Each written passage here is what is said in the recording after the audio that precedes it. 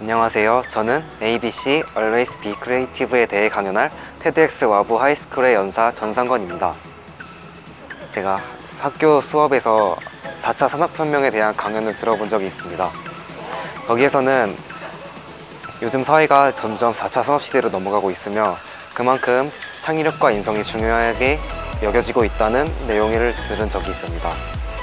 저는 그것에 대해서 창의력에 대해 관심을 가졌고 또 이에 따라 TEDx 와부 하이스쿨에서 창의력에 대한 강연을 생각해보게 되었습니다. 제 강연은 일단 창의력에 대해 우리가 알고 있는 개념에 대해 좀 더 자세히 정의하고 또한 창의력이 왜 중요한지 설명하며 이 중요한 창의력을 키우는 방법을 제 나름의 방법대로 설명을 해보려고 합니다. 저는 여러분이 제 강연을 들어주시면서 평소에 잊고 지내던 창의력에 대한 가치에 대해 한 번 더 생각해 주시고 또한 창의력을 키울 수 있는 자신 나름의 방법을 꼭 제가 설명한 방법이 아니더라도 한 번쯤은 생각해 보실 계기가 되었으면 좋겠습니다.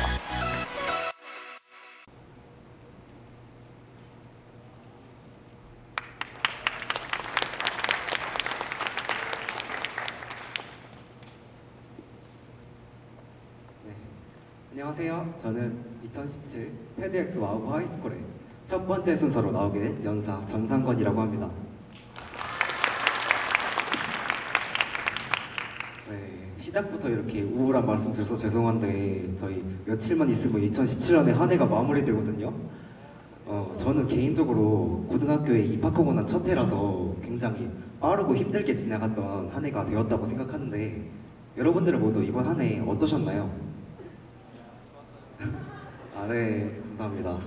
다들 힘들었다고 많이 말씀해 주시는 것 같은데 네, 그렇다면 여러분들을 가장 힘들게 했던 건 과연 무엇이었을까요? 그쵸, 시험이라 시험 보랴, 수행평가하랴 다들 우리를 아주 힘들게 했다고 말씀해 주시는 것 같아요. 그런데 이것이 대학교에 가면 또 과제라는 이름으로 저희를 많이 괴롭히게 됩니다. 그 이유를 예로 들어보자면 모 대학의 연기과 1분 안에 교수님 당황시키기, 아니면 화학과 뉴턴과 돌턴이 만나면 어떤 대화를 할지 써오기, 심지어 어떤 대학교에서는 아무거나 하기가 시험 문제로 출제되었다고 합니다. 네, 이렇게 황당하고 복잡한 과제가 많이 준비되어 있어요. 그리고 이 현상은 대학을 졸업하고 사회에 나가서도 다르지 않습니다. 과거의 회사에서는 보고서를 써서 부장님께 드릴 때 내용 틀린 것만 없으면 그냥 넘어갈 수 있었지만 요즘 회사에서는 보고서를 써서 부장님께 드리면 뭐 더 새로운 거 없어? 라고 하며 꾸중을 듣기 일쑤이죠. 이렇게 우리는 새로운 아이디어를 끊임없이 요구받는 사회에서 살아가고 있습니다. 이렇게 새로운 아이디어를 생각해내는 능력, 여러분 모두가 알고 있듯이 제 강연 주제이기도 한 창의력입니다. 따라서 저는 지금부터 여러분들과 함께 창의력에 대해서 얘기를 먼저 나눠보고자 해요. 우선 창의력에 대해 얘기를 나누기 전에 창의성에 대한 개념을 조금 더 정리하고 넘어가 보자 하는데요. 창의성이란 과연 무엇일까요, 일단? 사전에는 새로운 것을 생각해내는 특성이라고 나와 있어요. 그러나 이렇게 완벽히 새로운, 완벽히 혁신적인 변화를 이끌어내는 것은 생각보다 쉽지 않습니다. 그 예로 산업혁명을 한번 들어볼게요. 우리 사회가 점차 농업사회에서 산업사회로 발전하기 시작한 것이 이 왼쪽을 보시면 제1차 산업혁명, 지금으로부터 약 300년 전인 1780년입니다. 그리고 우리는 제3차 산업시대에 살고 있으며 이제 점차 제4차 산업시대로 넘어가고 있죠.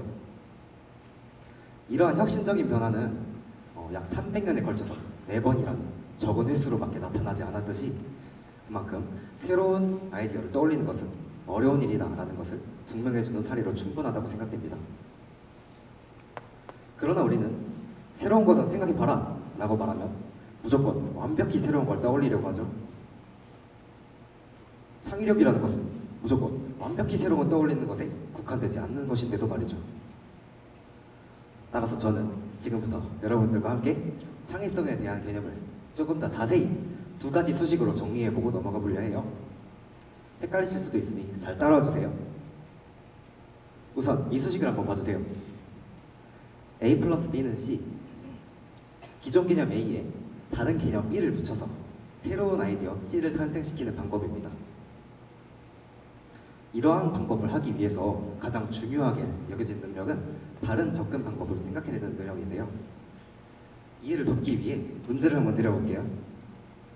TV 프로그램 문제적 남자에 나왔던 문제예요. 성냥개비 2개를 제거하여 다음 등식이 성립되게 만들어라. 네. 이 문제의 정답이 뭔지는 여쭙지 않을게요. 이 짧은 시간에 풀기엔 너무 어려운 문제예요. 일단 정답을 먼저 드려보자면 이렇게 6의 윗부분과 아랫부분을 제거하여 1일은 24hour을 만드는 거예요. 네. 이 방법은 숫자라는 개념의 수학 수식이 아닌 날짜라는 다른 개념으로 접근하여 창의적으로 문제를 해결한 예시가 되는 것이죠. 네. 그 다음 두 번째 수식은 바로 이것입니다. A는 뒤집은 A. 기존 개념 A에 완벽히 반대되는 개념을 집어넣어 뒤집어 버리는 방법이에요. 쉽게 말해서 역발상, 역사고라는 단어로 우리 자주 표현을 하죠. 이것도 예시를 한번 들어볼까요? 우린 모두 어렸을 적에 야쿠르트 병을 이렇게 뒤집어서 이빨을 뚜껑을 그렇게 까서 드셔보신 경험이 있으실 거예요. 또한 무더운 여름날 냉동실에 얼려놓은 야쿠르트를 먹기 위해서 막 달려가 보신 적 계실 거고요. 야쿠르트사에서는 이 점을 정확히 파악하여 뒤집어 얼려 먹는 야쿠르트를 출시하여 소비자들에게 좋은 반응을 이끌어내었습니다. 역발상을 활용한 좋은 예시 중에 하나가 되는 거예요. 이러한 방법을 방해하는 요소는 바로 선입견인데요. 선입견은 생각보다 우리가 발견하기 쉽지 않아요.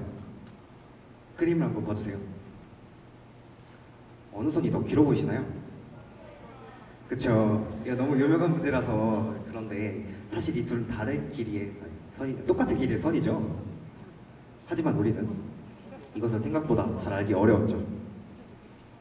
그만큼 우리는 선입견에 익숙해지지 말고 비판적인 사고 능력을 길러야 한다고 말씀드리며 넘어가 보겠습니다.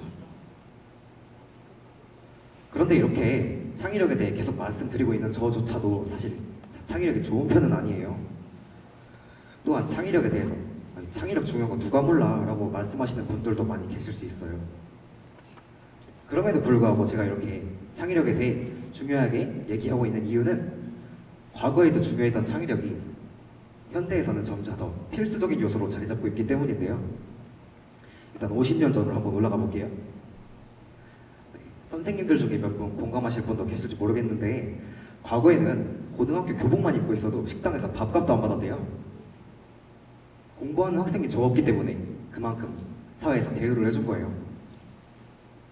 또한 이 학생이 잘 성장하여 대학생이 되면 동네에서 잔치를 벌일 정도로 아주 큰 경사였다고 합니다. 1학년분들 기억나시죠?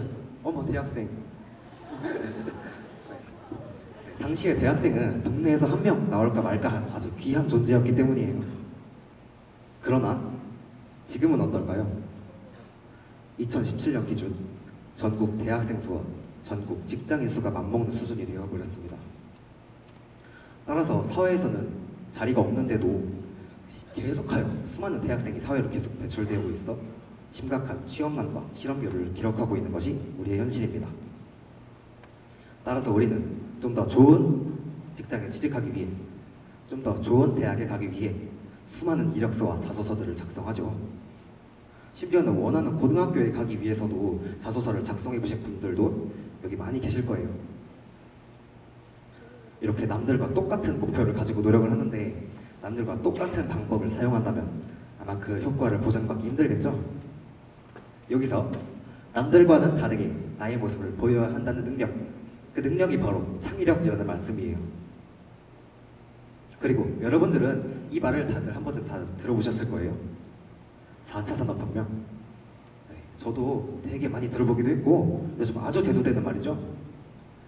네, 이 4차 산업혁명은 간단히 설명해보자면 이렇게 빅데이터, AI, IoT, 로봇 등으로 설명할 수 있어요. 이것들은 첨단 기술을 사용함으로 예를 들어서 종이 위에 지도를 GPS랑 연결시켜서 내비게이션을 만든다던가 하는 기술 융합이 아주 중요시되고 있습니다. 따라서 이렇게 기술 융합을 하는데 아주 중요한 사고 능력인 융합적 사고를 하는 방법 또한 창의력이라는 것이에요. 지금까지 제가 이렇게 창의력이 중요해지는 이유에 대해서 다시 정리해보자면, 첫 번째, 남들과는 다르게 내 모습을 보여야 한다. 두 번째, 4차 산업시대가 다가오기 때문에 이에 적응해야 한다로 말씀드릴 수 있겠습니다. 그런데 이렇게 창의력에 대해 거창하게 말씀드리면, 창의력은 그저 천재들의 생각, 태어날 때부터 가지고 태어난 능력이라고 생각하시는 분들이 굉장히 많이 계실 수 있을 거라 생각해요. 그런데 저는 이 문장에 대한 대답으로 단호하게 NO! 라고 말씀드리고 싶어요. 다시 말해서 창의력은 누구나 노력만 하면 얻을 수 있는 능력이라는 거예요. 따라서 저는 지금부터 여러분들과 함께 우리 모두 창의적인 사람이 되기 위해 창의성을 키우는 방법에 대해서 얘기를 나눠보고자 해요. 그런데 이러한 방법에는 아주 수백 수천 가지의 방법이 있잖아요. 저도 이 방법에 대해 어떻게 설명할까 굉장히 많이 고민을 하다가 제 나름대로 고안한 방법인 과거, 현재, 미래에 접목시키는 방법을 생각을 해보았습니다. 이 파트는 제가 굉장히 많이 준비하기도 했고 이 강연에서 가장 말하고 싶은 부분이기도 하니까 잘 들어주세요. 얼마 안 남았어요. 네, 우선 여러분들 중에 혹시 지금을 생각하실 수 있는 분이 있나요? 한번 지금을 생각해 보세요. 네, 지금을 생각하시는 순간 그 지금이 휙 지나가서 과거가 되어버렸죠. 이렇게 우리가 겪은 모든 일은 과거가 되고 그 중에 기억에 남는 것들은 바로 경험이 됩니다. 그러나 여기서 경험에 대해 알 수 있는 놀라운 사실 중에 하나는 과거의 획기적인 발견 같은 것들은 모두 개발자의 경험에서부터 우러나오는 것이라는 겁니다. 예를 들어 뉴턴이 사과가 떨어지는 것을 목격하는 것을 보고 만유인력의 법칙을 설명해냈던 것처럼 말이죠. 따라서 과거 부분에서 제가 강조하고 싶은 부분은 과거의 경험을 되살려라 라는 말이에요. 이 과거의 경험에 대해 제 얘기도 한번 들려드리고 싶은데요. 저는 2017 TEDx 와브 하이스쿨의 강연을 준비하는 도중 다른 연사분들보다 주제를 정하는 데 꽤 많은 시간을 쏟았습니다. 솔직히 말씀드려서 연사로 뽑힌 이후로도 주제를 생각하는 데 몇 개월을 소비하여 대본 진행에 차질을 빚는 경우도 있었어요. 인터넷 검색도 수없이 해보고 책도 아주 많이 찾아보았지만 도저히 주제에 대한 진도가 나가지 않아서 고민하고 있을 때 문득 저는 이런 생각을 했습니다.